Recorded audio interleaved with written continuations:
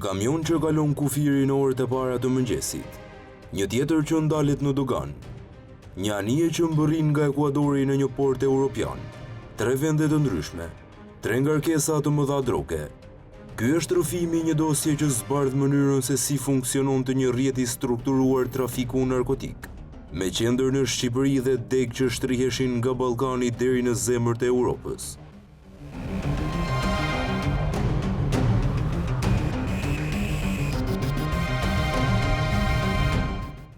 Në qendër të hetimit qëndron Recep Raja, djali i ish deputetit socialist, Rahman Raja, i cili rezulton të ketë qenë drejtuesi një prej grupeve që u goditën me urdhër të SPAK, pasi kishin trafikuar 2.4 ton marijuan dhe kokain drejt vendeve të Bashkimit Evropian.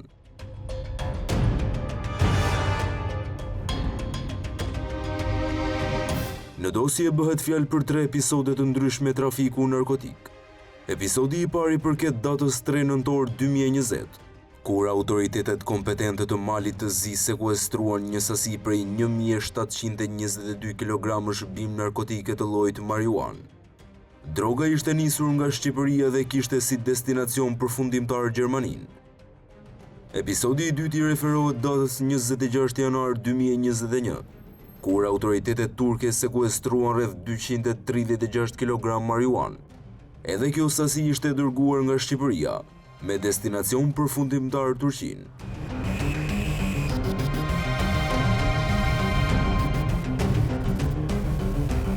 Episodi i tretë daton më 23 nëntor 2020, kur autoritetet e Mbretërisë së Holandës sekuestruan 475 kg lëndë narkotike të llojit kokain. Kjo ngarkesë ishte nisur nga Ekuadori dhe kishte mbërritur në Holandë.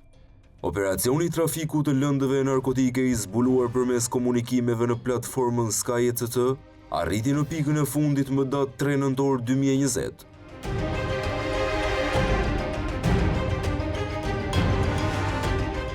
Në këtë moment, në aksin rrugor Tuz-Bozhaj, autoritetet ndaluan për verifikim një mjet kamion të markës Volvo. Kamioni kishte destinacion final Gjermaninë. Pas verifikimeve, u zbulua ngarkesa e fshehur brenda mjetit, një sasi masive prej 1.7 tonë lëndës narkotike marijuan, e paketuar në 108 pako. Kjo ngarkesë u sekuestrua si provë materiale, ndërsa shoferi u arrestua.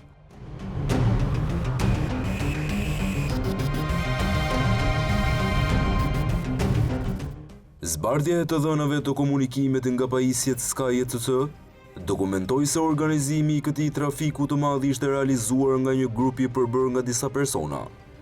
Bisedat e zhvilluara në periudhën 20 tetor deri më 1 nëntor 2020 tregonin përfshirjen e tyre të drejtpërdrejtë në grumbullimin e sasisë me lëndë narkotike, e cila kishte destinacion Gjermaninë, duke kaluar tranzit në Malë të Zi.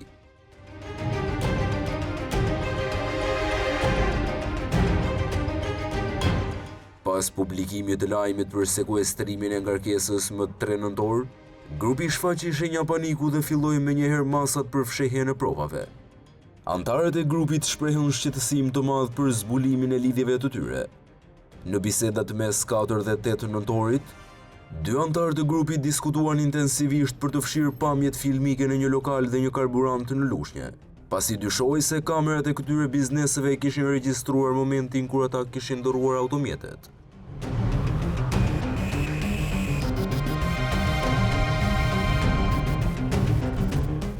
Kur u publikuan lajmet për arrestimin e punëtorëve dhe pronarit të magazinës në Lushnjë dhe shpallje në kërkim të një personi, grupi u përpoq të minimizonte dëmin.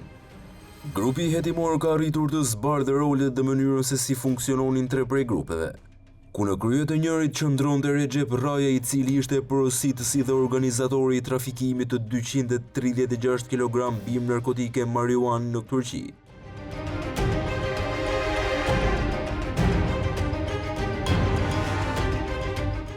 Në dosjen e SPAK janë zbardhur të gjitha bisedat mes antarëve të grupit, përplasjet mes tyre pas sekuestrimit të drogës në dogan, deri tek dyshimet për tradhtar mes radhëve të tyre. Grupi kishte organizuar gjithçka në detaje për të trafikuar lëndë narkotike në Turqi përmes një kamioni, por në pikën e kalimit kufitar diçka nuk shkoi sipas planit. Kamioni me targa shqiptare brenda të cilit ishte fshehur droga në pjesën e tavanit, kishte kaluar skanerin pa probleme. Por policia e Turqisë kishte ndaluar kamionin prej mbrëmjes së 26 janarit dhe pritej t'i ushtrojë një kontroll i imtësishëm.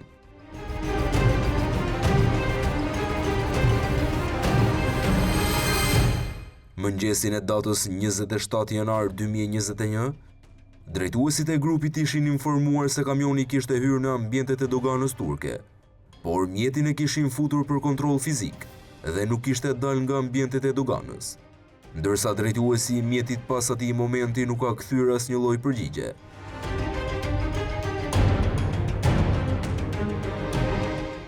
Një ditë më pas, më 28 janar 2021, drejtuesit e organizatës morën lajmin se kamioni ishte kapur pasi shoferi kishte marrë në telefon nusën e tij dhe i kishte njoftuar në lidhje me ndalimin e tij.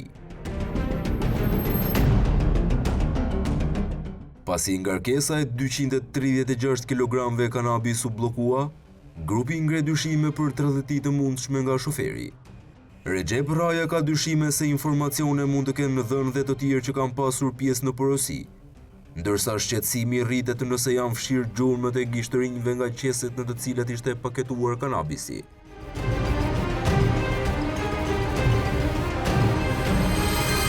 Në bisedat e shkëmbyer me pjesëtarët e bandës, Raja thot se në ato qese janë edhe shenjat e gishtërinjve të xhaxhait të tij, ndërsa i bëjnë me dije se disa nga ato janë përdorur dhe për drogën e të tjerëve, pasi atyre ju grisën qeset.